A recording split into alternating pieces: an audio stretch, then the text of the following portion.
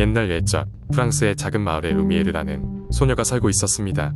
그녀는 언제나 아름다운 동화를 좋아했고 그녀의 꿈은 언젠가 직접 동화 속 주인공처럼 신비로운 모험을 하는 것이었습니다.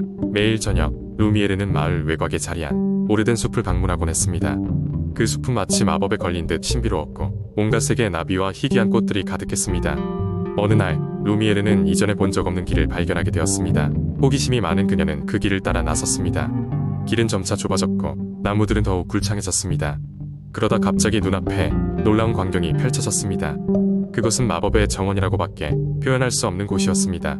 정원 안에는 황금빛으로 빛나는 연못과 하늘색, 대리석으로 만들어진 분수대가 자리하고 있었고 땅에는 희귀한 꽃들이 끝도 없이 펼쳐져 있었습니다. 정원의 중앙에는 루미에르가 본 적 없는 커다란 나무가 있었습니다. 그것은 어마어마하게 오래된 나무처럼 보였지만 그 잎사귀는 무지갯빛으로 빛나고 있었습니다. 나무 아래에는 아름다운 유리병이 하나 놓여 있었고 그 안에는 작은 요정이 있었습니다. 요정은 루미에르를 보더니 기쁜 목소리로 말했습니다. 드디어 나를 풀어줄 사람이 나타났구나. 루미에르는 놀라서 물었습니다. 어떻게 너를 도와줄 수 있니? 요정은 그녀에게 유리병의 매듭을 풀어달라고 부탁했습니다. 루미에르는 조심스럽게 매듭을 풀었고 요정은 유리병 밖으로 나와 공중에서 날기 시작했습니다. 고마워. 나는 이 정원의 수호령이야. 내가 나를 도와줬으니 너에게 이곳의 비밀을 하나 알려줄게. 요정은 루미에르를 데리고 정원 저쪽으로 안내했습니다.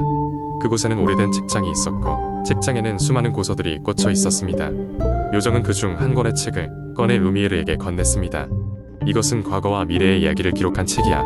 이걸 통해 어떤 일이든 배울 수 있고 미래를 예측할 수도 있어. 루미에르는 황홀한 기분으로 책을 넘기며 다양한 이야기와 지혜를 탐험하기 시작했습니다. 요정은 그녀에게 마지막으로 이렇게 말했습니다. 이 정원은 언제든 너를 환영해. 너는 이제 이곳의 친구니까. 그리고 세상에 도움을 줄 필요가 있을 때 언제든 날 찾아와. 그날부터 루미에르는 이 마법의 정원을 비밀의 장소로 삼고 자주 방문했습니다. 그녀는 책의 지혜를 통해 많은 문제를 해결하고 마을 사람들에게 도움을 줄 수 있었습니다.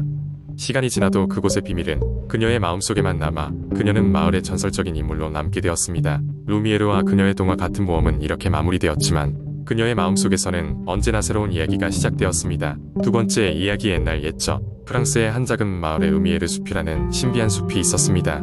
이 숲은 주변 마을 사람들에게는 두려움과 경외의 대상이었으며 숲속에는 마법과 신비한 생명체들이 산다고 전해졌습니다. 이 숲은 낮에는 찬란한 빛으로 가득 차 있었고 밤이 되면 환상적인 별빛이 숲을 비추곤 했습니다. 마을 근처에는 클레망스라는 용기 있는 소년이 살고 있었습니다. 그는 항상 숲의 미스터리에 대해 호기심이 많았고 언젠가 숲을 탐험하기로 결심했습니다. 어느 날 아침 클레망스는 모험을 떠나기 위해 배낭을 챙기고 집을 나섰습니다. 마을 사람들은 그를 말렸지만 그의 결심은 확고했습니다. 숲에 들어서자마자 클레망스는 숲속이 매우 조용하다는 것을 느꼈습니다.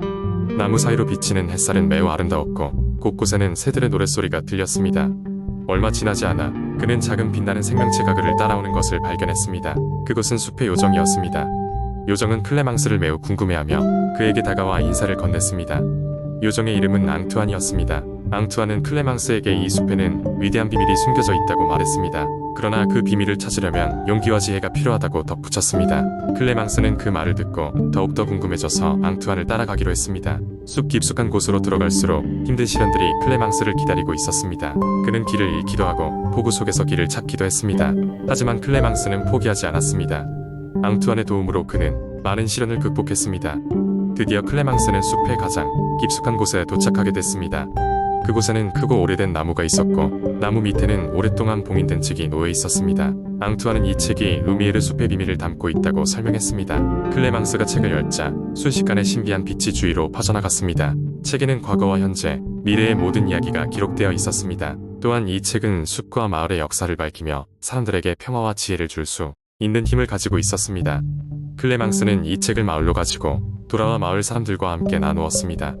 책에 기록된 지혜와 이야기는 마을 사람들에게 큰 깨달음을 주었고 그 후로 루미에르 숲은 마을 사람들에게 더 이상 두려움의 대상이 아닌 존경과 사랑의 대상이 되었습니다. 클레망스는 숲에서의 모험을 통해 마을의 진정한 영웅이 되었고 그의 이야기는 세대를 거쳐 계속 전해 내려가게 되었습니다. 그리고 루미에르 숲은 그 아름다움과 신비함으로 인해 오래도록 사람들의 마음속에 남아있게 되었습니다.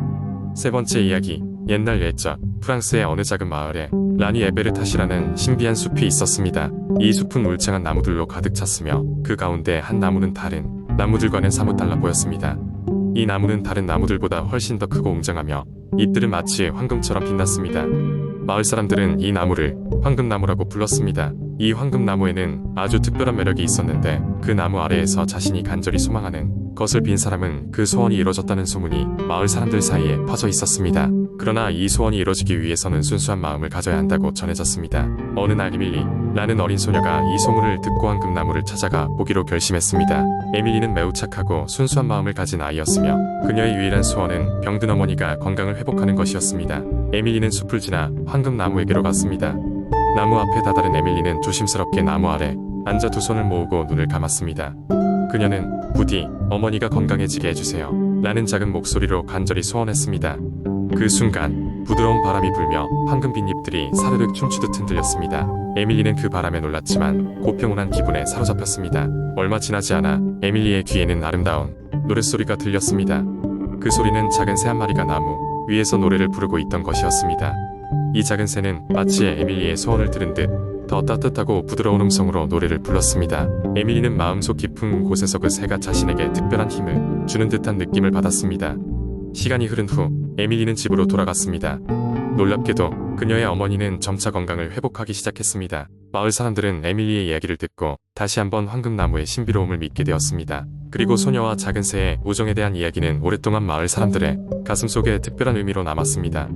에밀리는 나중에 어른이 되었지만 가끔씩 여전히 그 숲을 찾아가 긴 세월 동안 친구가 되어준 작은 새와 대화를 나누곤 했습니다. 이 작은 이야기는 세대를 거쳐 프랑스 전역에 전해졌으며 순수한 마음을 가진 자만이 진정한 행복을 찾을 수 있다는 진리를 일깨워 주었습니다. 네 번째 이야기. 옛날 옛적 프랑스의 북쪽에 위치한 작은 마을 루앙에는 특별한 전설이 전해 내려오고 있었습니다.